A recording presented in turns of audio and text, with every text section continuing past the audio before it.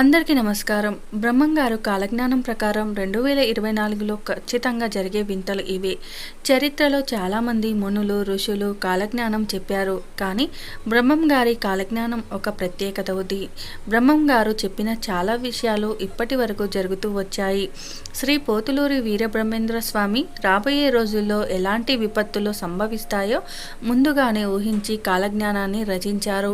ఆ స్వామి చెప్పిన విధంగానే కాలజ్ఞానంలోని చాలా విషయాలు నిజంగానే మారాయి.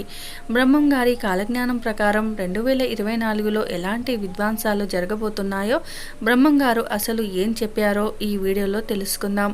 భవిష్యత్తులో ఏం జరగబోతుందో బ్రహ్మంగారు ముందుగానే చెప్పారు. అదేంటంటే తిరుపతిలో శ్రీవారికి కుడి భుజం పగులుతుందని చెప్పారు.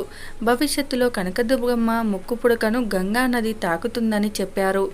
జలప్రళయం ఏర్పడి నాగార్జున సాగర్ బీటలు పడితే కృష్ణానదికి వరదలు వచ్చి ఇంద్రకీలాద్రిని తాకే ఛాన్స్ ఉంది.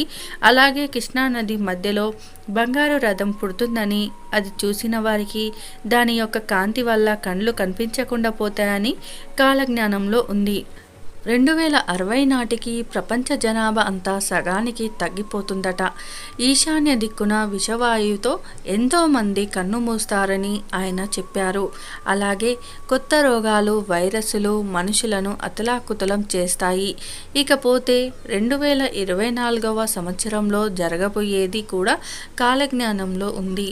చాలామంది మనుషులు 20 ఏండ్ల కంటే ఎక్కువ కాలం జీవించి ఉండరని కాలజ్ఞానంలో ఉంది. 2024లో అక్రమ సంబంధాలు విపరీతంగా పెరిగిపోతాయని, ఇవి హత్యలకు దారితీస్తాయని బ్రహ్మంగారు కాలజ్ఞానంలోనే చెప్పారు.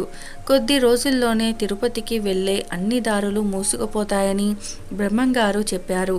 అలాగే వెంకటేశ్వర స్వామి సంపదను 6 దొంగలు దోచుకుపోతారట.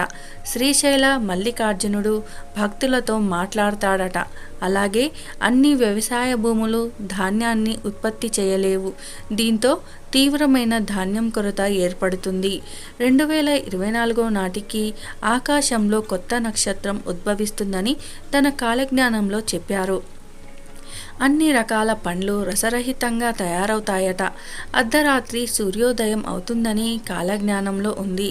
కంచి కామాక్షి కన్ను ఎర్ర చేస్తుంది. ఆ దాటికి దక్షిణాన జనులు మరణిస్తారట. అలాగే విచిత్రమైన ఈత చెట్టు ఒకటి పుట్టి రాత్రులు నిద్రపోతుంది. పగలు మళ్ళీ లేచి అది నిలబడుతుంది. ఇలా 8 సంవత్సరాలు జరిగిన తర్వాత ఆ చెట్టు నశిస్తుంది. ఇది మొదలు దేశంలో తీవ్రమైన కరువు ఏర్పడుతుంది. గోదావరి నదుల మధ్య ఆవుల గుంపులు గుంపులుగా కూడా ప్రాణాలు విడవటం జరుగుతుందని బ్రహ్మంగారు ముందే ఊహించి చెప్పారు. యాగంటి బసన్న లేచి రంకె వేస్తాడట. మధుర మీనాక్షి జనులతో మాట్లాడుతుందని బ్రహ్మంగారి కాలజ్ఞానంలో ఉంది. అలాగే జనగణపల్లెల్లో చింత చెట్టుకు జాజులు పూస్తాయట.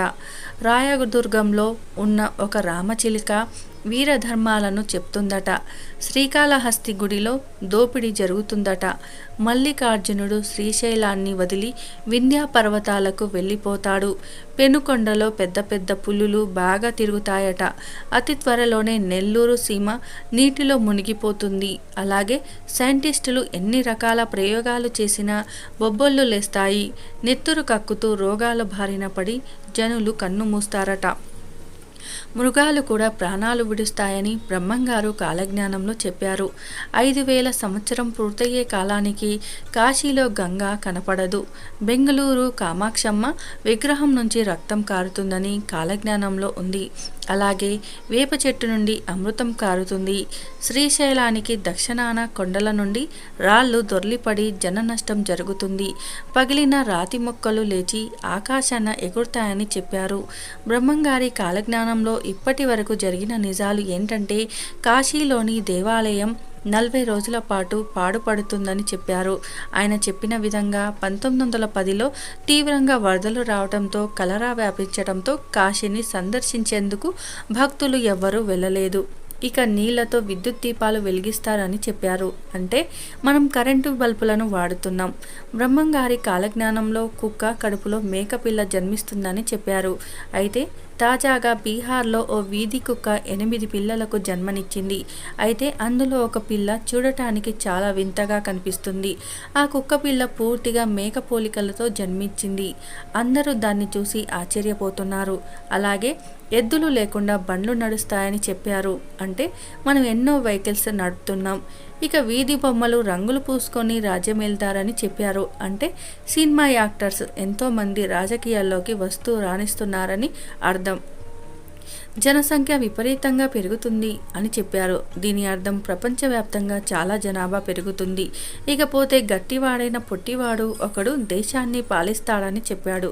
అంటే లాల్ బహదూర్ శాస్త్రి అనుకోవచ్చు. ఒక వితంతువు 16 సంవత్సరాలు రాజ్యం వెళ్తుంది అన్నారు. అంటే ఇందిరాగాంధీ పరిపాలించారు. దేవతా విగ్రహాలు దొంగలించబడతాయి, కానీ చావు పుట్టుకలు మాత్రం కనిపెట్టలేరు అని చెప్పారు.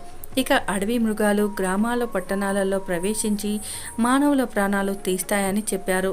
ఇలాంటి వార్తలను మనం రెగ్యులర్గా చూస్తూనే ఉన్నాం. ఇకపోతే ప్రపంచంలో ఏ వింత జరిగినా కూడా ఇది బ్రహ్మంగారు తన కాలజ్ఞానంలో ఆనాడే చెప్పారు అంటూ ఇప్పటికీ ప్రజలు గుర్తుకు తెచ్చుకుంటూ ఉంటారు. కాలజ్ఞానంలో చెప్పినవన్నీ పొల్లుపోకుండా ఇప్పటి వరకు జరుగుతున్నాయి. ఇక ఆయన పుట్టుక విషయానికి వస్తే విశ్వభామన పుణ్య దంపతులకు పరిపూర్ణయాచారుల ప్రకృతాములకు కాశీ పట్టణంలో జన్మించారు. తండ్రి కన్ను మూసిన తర్వాత బ్రహ్మంగారు తల్లి అనుమతితో ధ్యానం ఒక మార్గమని చెప్పి ఇంటిని వదిలి వెళ్ళిపోయారు. బ్రహ్మంగారు గోవుల కాపరిగా మారారు. అక్కడున్న తాటి చెట్టు ఆకులను కోసుకొని కొండ గుహల్లో కాలజ్ఞానం రాయటం మొదలుపెట్టారు.